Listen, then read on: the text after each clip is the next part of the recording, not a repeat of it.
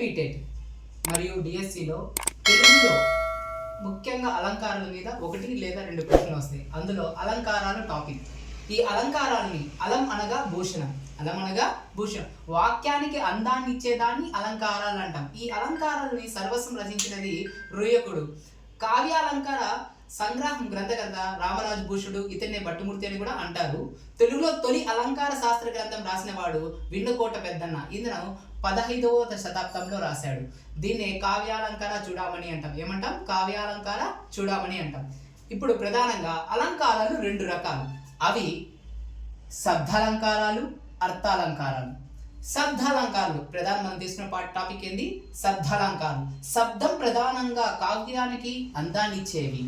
ఏ విధంగా అంటే ఇవి 3 రకాలు. ఒకటి అనుప్రాస అలంకారం, యమకం, ముక్త ప్రదస్థం. ఈ అనుప్రాస అలంకారం, ఇక్కడ ప్రాస అనగానే మీకు తెలుస్తుంటుంది. ప్రాస అంటే ఏంటి? ఒక హల్లులు పలుమార్లు రిపీట్ అవుతాయి, దాన్ని ప్రాస అంటాం. ప్రాస నియమంతో కూడినటువంటి అలంకారాన్ని అనుప్రాస అలంకారాలు అంటాం. వీటిలో 4. మొదటిది వృత్తాను. ఈ వృత్తాను ప్రాసాలంగా, వృత్తము అనగానేంటి? సర్కిల్. వృత్తం అనగానేంటి? సర్కిల్. ఒక హల్లు పలుమార్లు రిపీట్ అయితే అనగా లచ్చి పుచ్చకాయ తెచ్చి ఇచ్చింది. ఇక్కడ లచ్చి పుచ్చకాయ తెచ్చి ఇచ్చింది. ఇలా హల్లులు పలుమార్లు రిపీట్ అయితే, ఎటువంటి అర్థభేదం లేకుండా హల్లులు పలుమార్లు రిపీట్ అయితే దాన్ని ఏమంటాం? వృత్యాను ప్రాసాలంకారం అంటాం. వృత్యము అంటే పలుమార్లు రిపీట్ అవ్వడం. చేకాను ప్రాసాలంకారం.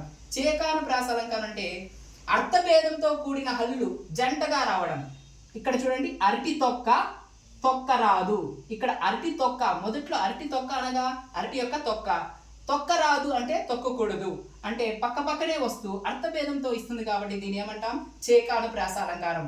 చేకాను అంటే పక్క పక్కన వస్తూ అర్థభేదంతో వచ్చేది. లాటాను ప్రాసాలంకారం. ఇది సింపుల్, అర్థభేదం లేకపోయినా తాత్పర్య భేదంతో వచ్చేవి. చిత్తశుద్ధితో చేసేది సేవ అంటే మనం చిత్తశుద్ధితో చేసేది సేవనే సేవ అంటారు. ఇక్కడ లాటాను అని గుర్తుపెట్టుకోండి, జంట పదాలు వస్తాయి. ఇక్కడ అర్థభేదం ఉంటుంది, ఇక్కడ అర్థభేదంతో పాటు తాత్పర్య భేదంతో ఉంటే. అంత్యాను ప్రాసాలంకారం. అంతం అంటే ఏంటి? చివర. అంతం అంటే ఏంటి? చివర. అంత్యాను ప్రాసం, అంతముతో ప్రాసం ఉండడం. హారతి పళ్ళం, చివరన ఏముంది? లం. గుర్రపు కళ్ళం, లం.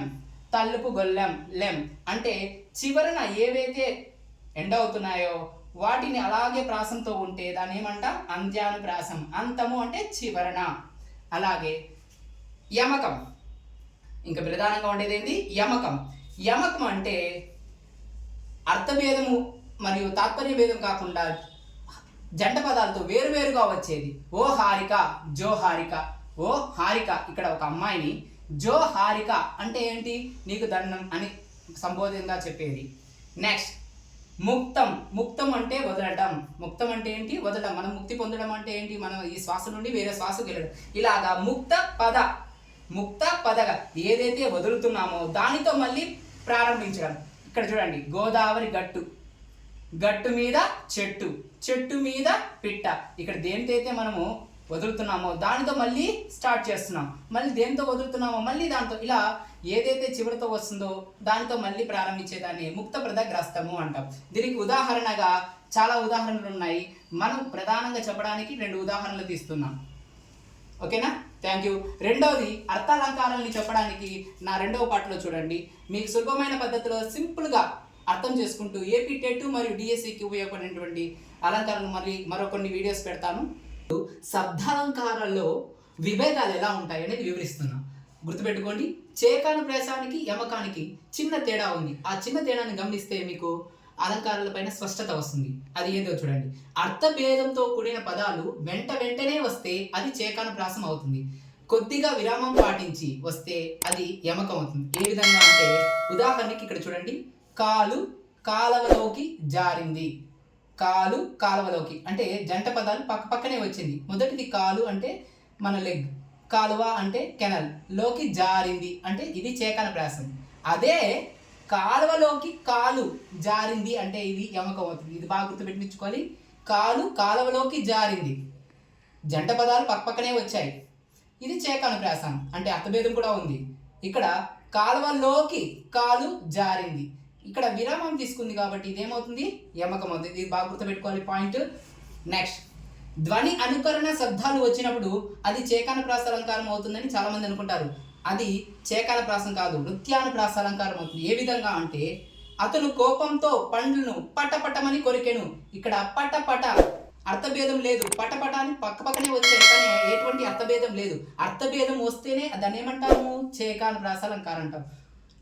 గలగల, చకచక, సలసల, మిలమిల మొదలైన బిరబిర, వెన్నవెన్ననే ఇలాంటి పదాలు వస్తే అది ఖచ్చితంగా ఏమవుతుంది?